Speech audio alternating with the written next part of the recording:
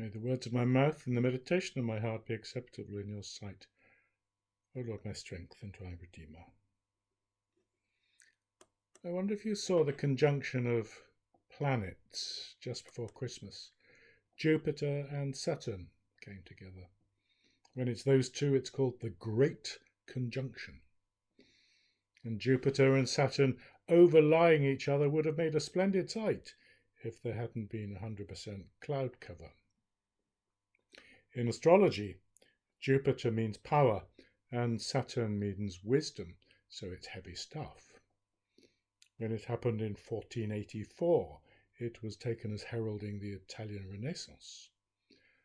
The forerunners of our Magi set off when they saw the Great Conjunction in the time of Alexander the Great, and they concluded, rightly enough, that he would be the downfall of their nation. And of course in our day, we were reminded in all the papers at Christmas that the same thing happened again in 7 BC, just in time for the Magi to set off on their journey from the east to worship the infant Jesus.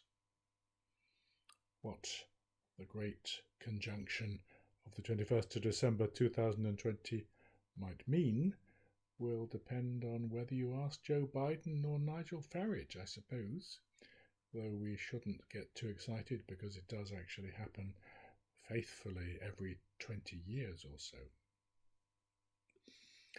Astrology, the search for connections between what goes on in the skies and the vagaries of human life. As a science, it was still in vogue in the 18th century. Galileo and Kepler were professors of it. It morphed seamlessly into the sister field of astronomy. Sir Isaac Newton was one of the first explicitly to turn his back on astrology. Even today it has its adherents. Witness the comet in February 2020, which some blind fools proclaimed meant a plague was on the way. Astrology was forbidden for the Jews, largely because they'd had no contact with it until the exile in Babylon, and the Magi they'd have encountered during their stay there believed that stars and planets were animate beings, even gods, not at all compatible with the sole rule of Jehovah. And so the story of the wise men in Matthew's Gospel is surprising. They come and they go. Their gifts were full of symbolism, but not of great practical use to the Holy Family, except perhaps for the gold, though we don't get to hear what use they made of that. We trust the Magi felt improved by their encounter, though we don't hear a lot more of them outside legend. In his famous poem, T.S. Eliot imagines them returning home in a state of confusion. We returned to our places, these kingdoms, but no longer at ease here in the old dispensation, with an alien people clutching their gods. One can see how that might have been the case. And this brief visit of theirs gave a message that has resounded down the centuries. From the moment of his birth, Christ's significance was going to be for the world, not just for God's ancient people, the Jews. It was going to be a fulfillment of the prophet Isaiah's vision, that a great light would be kindled in the Holy Land that would throw other nations into darkness. Whole peoples, even kings, would come just to feast on the vision of glory. The fulfillment of that, you may say, has been long in coming. The immediate aftermath of the Magi's visit, of course, was disastrous. The innocents were massacred, and the Holy Family had to flee into Egypt. If it hadn't been for the Magi, the Holy Family might have settled in Bethlehem. Joseph could have set up a workshop and plied his trade. Jesus could have watched the flocks on the very hills from which his ancestor David was called away from his sheep and anointed king.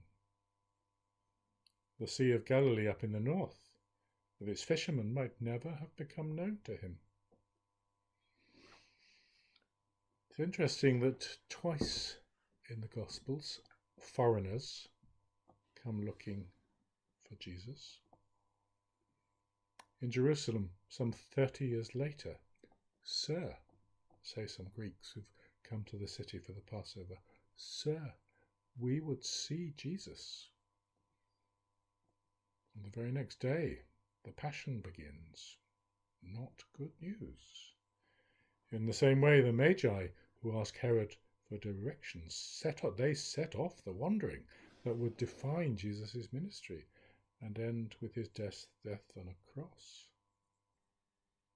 Bethlehem, Egypt, Nazareth in Galilee, and then later on, Jerusalem.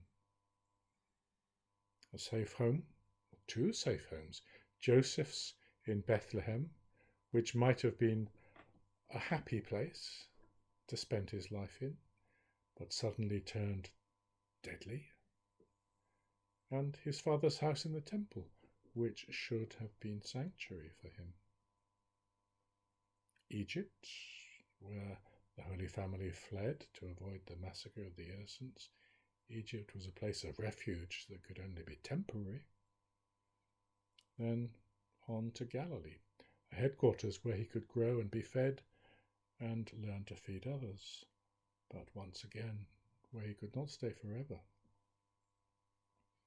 The foxes found rest and the bird had its nest in the shade of the cedar tree, but for Jesus there would be no settled life, no place that would ever quite be home.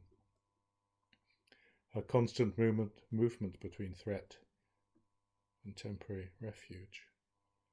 The only sure things, the support of a few friends, and the certainty of his mission from God. And near the end, as we've heard, the arrival of this second set of foreigners. "Sir, we would see Jesus."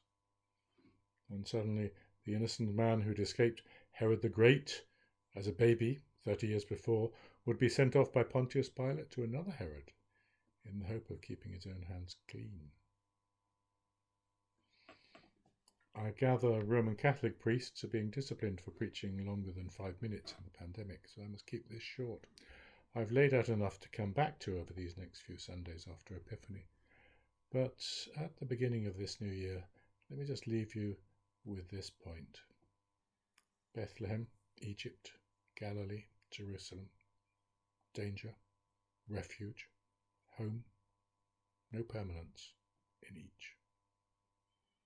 At no point was the Lord's life settled or comfortable. We who are his followers, we who are now his body on earth, we for whom he lived and died so we could live in safety, joy, love, and peace. Where do we look to find the life he promised us?